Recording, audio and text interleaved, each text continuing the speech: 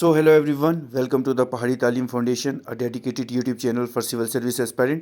So आज के इस लेक्चर में हम आपके साथ डिस्कस करेंगे most expected MCQs on sale biology और जितने भी ऑर्गेनेल्स हैं, सेल ऑर्गेनेल्स हैं, उसके ऊपर हमने क्वेश्चन फ्रेम किए हुए हैं और उसके साथ कुछ इसकी एक्स्ट्रा इन्फॉर्मेशन भी है जो कि डायरेक्टली या इनडायरेक्टली आपके जितने भी अपकमिंग एग्जाम हैं उनमें आ सकती है. सो जितने भी नए व्यूवर्स हमारे चैनल पर विजिट करें वो हमारे चैनल को सब्सक्राइब कर दें और बेल आइकन को प्रेस करें ताकि नेक्स्ट वीडियो लेक्चर की नोटिफिकेशन आपके पास पहुंच सके.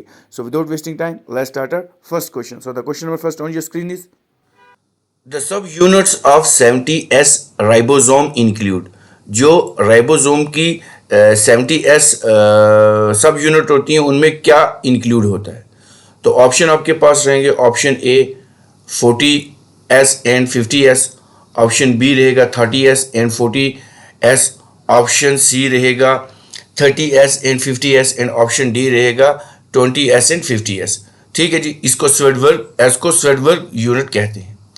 सो अगर हम इस क्वेश्चन की बात करें तो इस क्वेश्चन का आंसर रहेगा ऑप्शन सी. ऑप्शन सी रहेगा, दैट इज हमारा 30S एंड 50S रहेगा.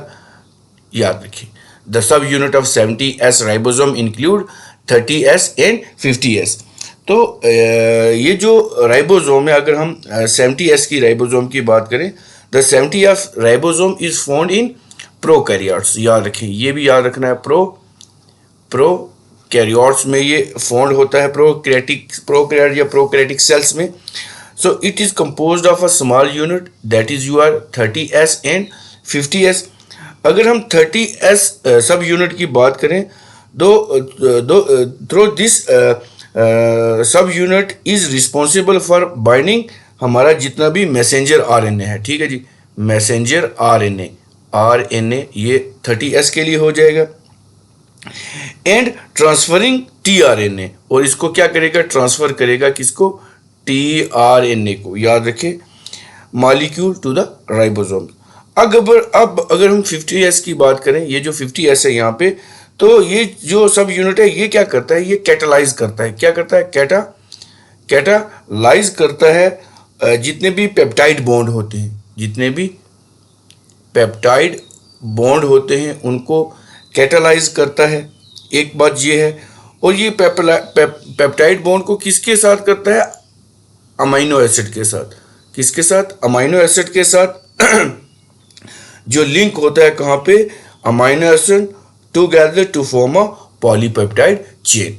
तो ये इसके साथ एसोसिएट है. चलते हैं हम अपने नेक्स्ट क्वेश्चन की तरफ. क्वेश्चन में नेक्स्ट रहेगा आपकी स्क्रीन के ऊपर. 70S राइबोसोम ओकर इन. ये जो 70S राइबोसोम है ये कहाँ पे ओकर होता है. तो क्या वायरसेस में होता है, प्रोकैरियोट्स में होता है, यूकैरियोटिक प्लांट सेल में होता है, या यूकैरियोटिक एनिमल सेल. अभी मैंने जैसे बता दिया ये कहाँ पे होता है, तो ऑप्शन बी इसका आंसर रहेगा, दैट इज प्रोकैरियोट. ये कहाँ पे फाउंड होता है, प्रोकैरियोट्स में ये जो है प्रेजेंट होता है. सो ये बहुत इंपॉर्टेंट लेक्चर हैं आपके, मिक्सअप लेक्चर है सेल बायोलॉजी के ऊपर, कुछ एंजाइम्स के क्वेश्चन हैं. सो सबसे पहले आप क्या करें, अगर आप डेली वीडियो चाहते हैं तो हमारे चैनल को आप क्या करें, डेली वीडियो बेसिस आप देखना चाहते हैं तो पहले हमारे चैनल को क्या करें, सब्सक्राइब कर दें. ठीक है जी, चलते हैं हम अपने नेक्स्ट क्वेश्चन की तरफ. तो नेक्स्ट क्वेश्चन आपकी स्क्रीन पे रहेगा. Ribosomes are made up of. जो राइबोसोम्स होते हैं वो किसके बने होते हैं. ठीक है जी, सबसे पहले इस लेक्चर का, अगर आप इस लेक्चर को देख रहे हैं तो इसका बेहतरीन तरीका यही होगा कि पहले आप पॉज करें थोड़ी सी. जैसे ही हमारा क्वेश्चन सुने, इस वीडियो को थोड़ा सा पॉज करें, आप जाके कमेंट बॉक्स में या लाइव चैट में इसका आंसर दें और फिर हमारे आंसर के साथ मैच करें ताकि आपकी प्रैक्टिस भी हो सके. So ribosomes are made up of. क्या वो खाली RNA से बने हैं, क्या RNA और प्रोटीन से बने हैं, क्या RNA DNA एंड प्रोटीन से बने हैं, या option D nucleic acid protein या लाइपिड से बने हैं. सो अगर हम इस क्वेश्चन की बात करें तो इस क्वेश्चन का आंसर रहेगा ऑप्शन बी. इस क्वेश्चन का रहेगा आंसर का ऑप्शन बी, दैट इज हमारा जितने भी RNA होते हैं और जितने भी हमारे प्रोटीन होते हैं इनसे ये जो राइबोसोम है बने होते हैं. और राइबोसोम्स क्या होते हैं, प्रोटीन फैक्ट्रीज. याद रखें क्या होते हैं, प्रोटीन फैक्ट्रीज भी इनको कहते हैं. ठीक है जी, अब चलते हैं हम अपने नेक्स्ट क्वेश्चन की तरफ. नेक्स्ट क्वेश्चन रहेगा आपका 64. The rough endoplasmic reticulum specially well developed in a cell actively engaged in. तो जो रफ इंडोप्लाज्मिक रेटिक्यूलम होते हैं हमारे, ठीक है जी, वो सबसे पहले is a specially well developed cell actively engage, मतलब वो जो राइबोसोम है हमारे रफ इंडोप्लाज्मिक, जिसको RER कहते हैं। एक होता है हमारे पास रफ इंडोप्लाज्मिक रेटिक्यूलम, एक होता है हमारे पास स्मूथ इंडोप्लाज्मिक रेटिक्यूलम। अब अगर हम रफ इंडोप्लाज्मिक रेटिक्यूलम की बात करें तो यही एक्टिवली डेवलप किसके लिए, फॉर्मेशन के लिए होते हैं? क्या ऑप्शन डी में उल्टा चलता हूँ, सिक्रेटरी फंक्शन के लिए होते हैं? नहीं होते हैं। लाइपिड बनाते हैं? नहीं बनाते हैं। ऑप्शन बी न्यूक्लियोटाइड सिंथेसाइज करते हैं? नहीं करते। तो बचता है option A, that is protein synthesis. तो इस क्वेश्चन का आंसर रहेगा ऑप्शन ए। तो ये एक्टिवली क्या बनाते हैं, हमारे प्रोटीन सिंथेसिस जो है वो ये करता है। तो ये रफ इंडोप्लाज्मिक रेटिक्यूलम के ऊपर ये था। चलते हैं हम अपने नेक्स्ट क्वेश्चन की तरफ। नेक्स्ट क्वेश्चन रहेगा 65 आपकी स्क्रीन के ऊपर। द न्यूक्लियस कंटेन, न्यूक्लियस के अंदर क्या होता है? माइटोकॉन्ड्रिया होता है, गोल्गी बॉडी होती है, क्रोमोसोम होता है या लाइसोसोम होता है? इजी सा क्वेश्चन है। अब देखिए न्यूक्लियस जो सेंटर होता है हमारा, कंट्रोल सेंटर होता है, तो अगर उसकी हम बात करें तो न्यूक्लियस क्या कंटेन करता है? न्यूक्लियस क्या कंटेन करता है? तो माइटोकॉन्ड्रिया करता है? नहीं करता है, क्योंकि ये खुद ही सेल ऑर्गेनेली है।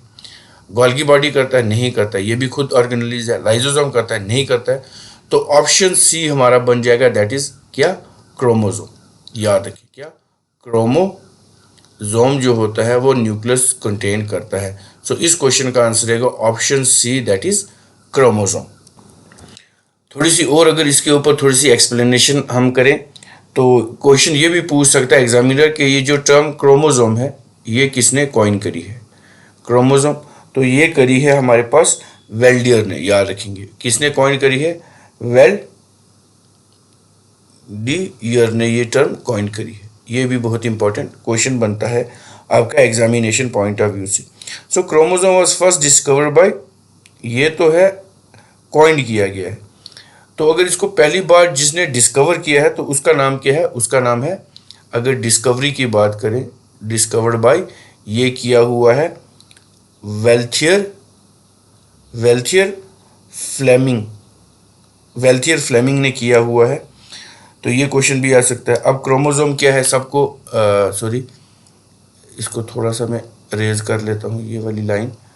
तो इसका क्या आएगा कि ये जो क्रोमोसोम है ये तो सबको पता है क्या है, एक थ्रेड लाइक स्ट्रक्चर है, एक थ्रेड लाइक स्ट्रक्चर है।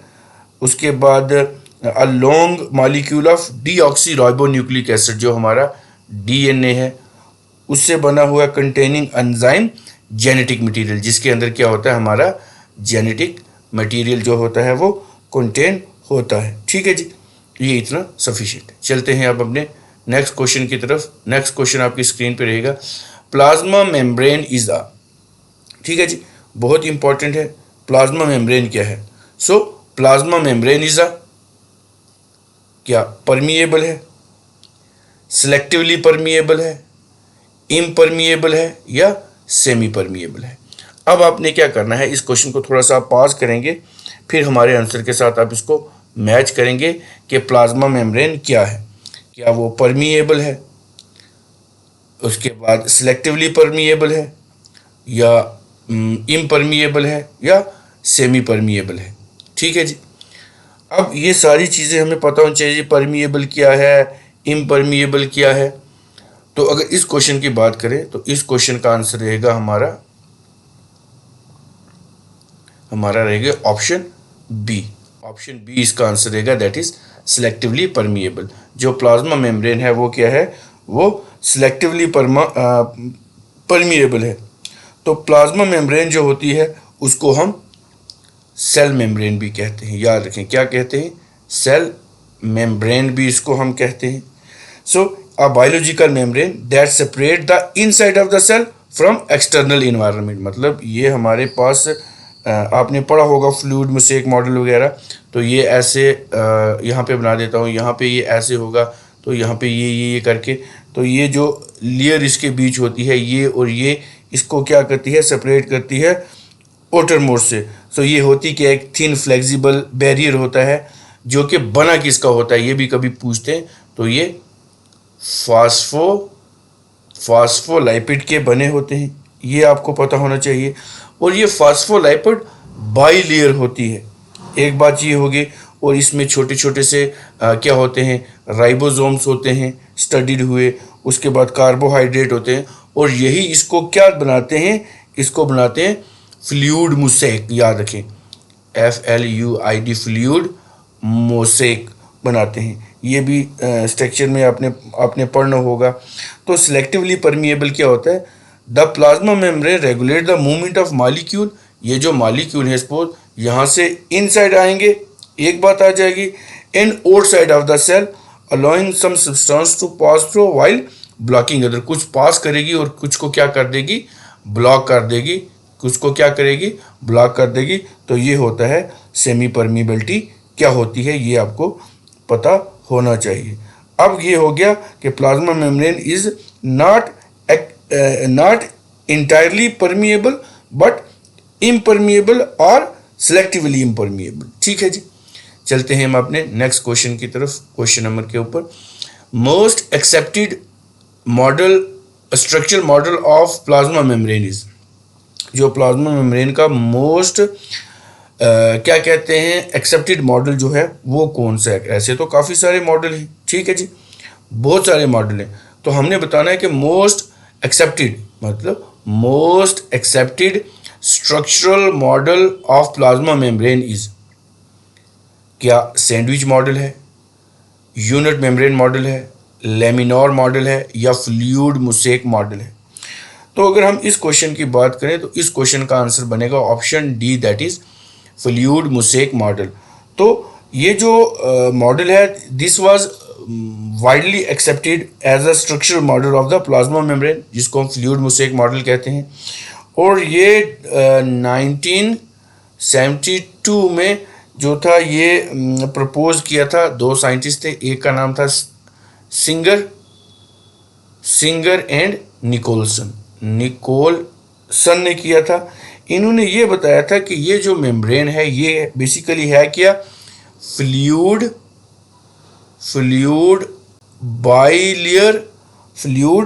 बाइलेयर फास्फोलाइपिड। वही बात कर रहा था कि दैट इज स्टडीड विद अपना proteins along with carbohydrates and the cholesterol. ये वाला जो है इन्होंने बताया था सिंगर एंड मॉडल ने। तो which is now generally accepted as a basic paradigm of for the organization of our biological membranes. तो इसको हम कहते हैं क्या, सिंगर एंड निकोलसन मॉडल। अब चलते हैं हम अपने नेक्स्ट क्वेश्चन की तरफ। नेक्स्ट क्वेश्चन आपकी स्क्रीन पे रहेगा। Plasma membrane is composed of, plasma membrane किसकी बनी हुई है। अब देखो यही क्वेश्चन बार बार है, इसकी जो फ्रेम है जो किया हुआ वही इसको अलग करता है। ऑल्दो क्वेश्चन जो हमने पढ़ा है वो और ये ऊपर वाले और इसमें एक्सप्लेनेशन सेम है, लेकिन मेन चक्कर इसका क्या है, एग्जामिनर क्वेश्चन को बार बार अलग अलग करके वे में पूछेगा। तो अगर हम इस क्वेश्चन की बात करें तो plasma membrane is composed of glycoprotein से बनी है, लाइपोप्रोटीन से बनी है, क्रोमोप्रोटीन से बनी है, या लाइपिड से बनी है। अब ग्लाइको भी आपने नहीं पढ़ा होगा, क्रोमो भी नहीं पढ़ा होगा, लाइपोप्रोटीन और लाइपिड पढ़ा होगा। अब इसमें से मोस्ट अप्रोप्रिएट क्या होगी, अगर हम इस क्वेश्चन की बात करें तो ये लाइपोप्रोटीन से बना है, लाइपोप्रोटीन से बना है। तो ऑप्शन बी इस क्वेश्चन का जो है वो आंसर रहेगा। अब ये बात करें तो ये तो अभी मैंने बोला था कि फास्फोलाइपिड है, फास्फोलाइपिड है मतलब दो मॉलिक्यूल की बनी है। तो like all other cellular membranes, plasma membrane consist of both lipid plus protein. ये लाइपिड और प्रोटीन दोनों के बने। अब देखो लाइपोप्रोटीन है और लाइपिड है, अकेला लाइपिड नहीं है, पूरा बताना है कि वो किससे बना है। लाइपोप्रोटीन बना है। For this the fundamental structure of this membrane is phospholipid bilayer which form, जो कि स्टेबल कैरियर जो होता है एक्वस कंपार्टमेंट के लिए लेके जाते हैं। ठीक है जी, ये क्वेश्चन ऐसे एग्जामिनर आपको पूछ सकता है। चलते हैं हम अपने नेक्स्ट क्वेश्चन की तरफ। नेक्स्ट क्वेश्चन आपकी स्क्रीन पे रहेगा, ribosome contain maximum amount of, जो राइबोसोम होता है वो मैक्सिमम क्या कंटेन करता है? क्या स्टेरॉइड करता है, लाइपिड करता है, आरएनए करता है या डीएनए करता है? ठीक है जी। तो अगर हम इस क्वेश्चन की बात करें तो इस क्वेश्चन का रहेगा answer option C, that is RNA. ये क्या ज़्यादा कंटेन करता है? आरएनए कंटेन करता है।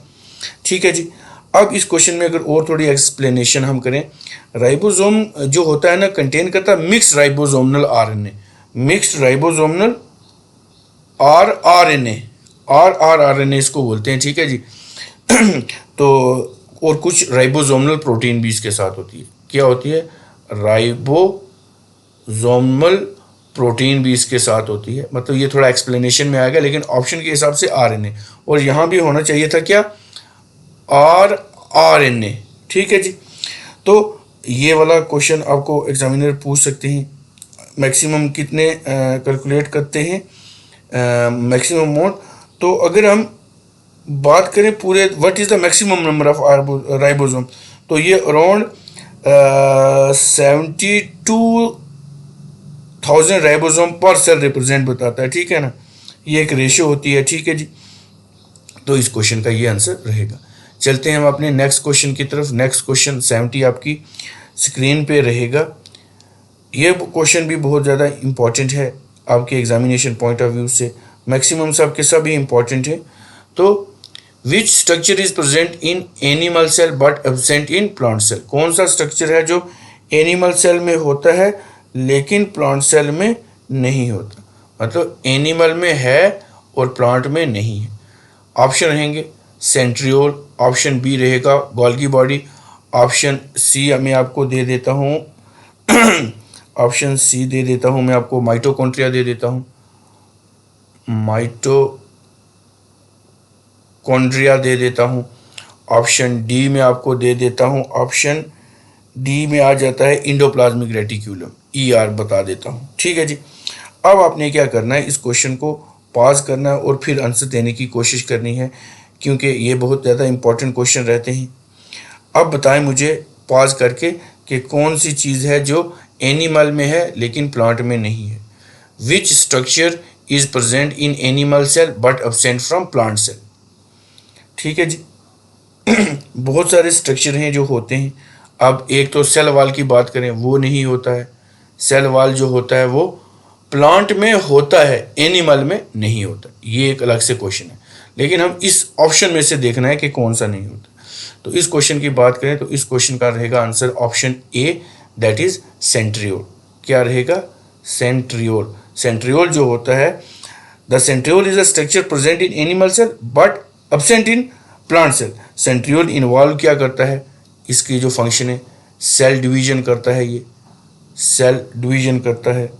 उसके बाद ये माइटोटिक स्पिंडल बनाता है, माइटोटिक स्पिंडल बनाता है। तो और भी काफ़ी सारे इसके फंक्शंस हैं हमारे पास। Animal cell have centriole and lysosome होते हैं, लेकिन अब कुछ और भी जो एक्सेप्शंस हैं, मतलब सेंट्रोसोम्स और लाइसोसोम ये एनिमल में होते हैं लेकिन प्लांट में नहीं होते। ये क्वेश्चन ऐसे भी बन सकता है, मतलब हर एक डायमेंशन हमें आनी चाहिए। अब अगर थोड़ा सा और इसकी कुछ एक्सप्लेनेशन अगर हम डिस्कस करें, थोड़ा सा इसको मैं ऊपर ले लेता हूँ। तो ये जो सेंट्रियोल है, सेंट्रियोल जो है ये टर्म जो है सेंट्रियोल, SENTRIOL, सेंट्रियोल, ये टर्म जो है किसने कॉइन की है? ये क्वेश्चन भी एग्जामिनर पूछ सकता है। तो ये किसने की है? थियोडोर बोवेरी ने की है। अब ये पूछ सकते हैं, इसकी डेट पूछ सकते हैं। इन 1895 में ये इन्होंने दी थी। इन्होंने इंट्रोड्यूस किया था टर्म सेंट्रोसोम भी किया था। सेंट्रोसोम जो है ये अभी मैंने लिखा था, सेंट्रोसोम भी इन्होंने इंट्रोड्यूस किया था। और भी काफ़ी सारी चीज़ें हैं जो कि सेंट्रियोल के साथ, ये तो हो गया। अब अगर इसकी डिस्कवरी की बात करेंगे सेंट्रियोल की, तो सेंट्रियोल की जो डिस्कवरी है ये बोवेरी और वैन बेनिडेन ने ये डिस्कवरी की थी। ये क्वेश्चन पूछ सकते हैं। मतलब सेल बायोलॉजी के ऊपर तो इतने सारे क्वेश्चन बन सकते हैं, आप उसकी मतलब कल्पना भी नहीं कर सकते। तो ये क्वेश्चन जो हैं ये इतने आई थिंक सफिशिएंट हैं। लेक्चर छोटा रहेगा इससे बाद भी, और ये भी थोड़े थोड़े, ताकि जितने भी आपको क्वेश्चन दिए जाएँ वो आपको याद भी रहें, उसको आप कर भी पाएँ। तो इसको मैं यहीं समाप्त करता हूँ। ये वीडियो लेक्चर कैसा आपको लगा आप हमें कमेंट करके बता सकते हैं। इस वीडियो को ज़्यादा से ज़्यादा लाइक करें, अपने फ्रेंड्स के साथ शेयर करें और हमारे चैनल को सब्सक्राइब कर दें। मिलते हैं एक नए लेक्चर के साथ। Till then take care, good bye.